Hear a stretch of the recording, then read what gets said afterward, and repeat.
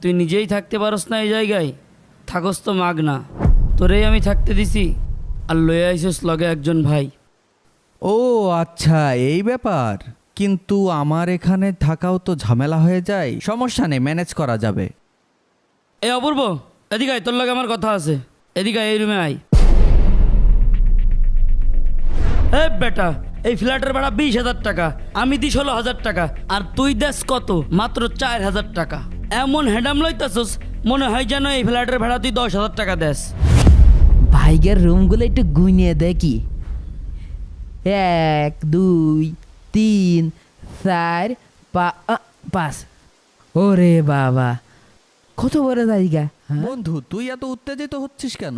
উত্তেজিত হব না মানে? আমি কি উত্তেজিত হওয়ার ছেলে? আমি যদি চাই আমি গুলশান বনানীর মতো জায়গায় একা একটা ফ্ল্যাট নিয়ে থাকতে পারি। তুই আমার বন্ধু বিদায় তোর লগে আমি থাকতেছি, আর তাই বলে কি তুই তোর সব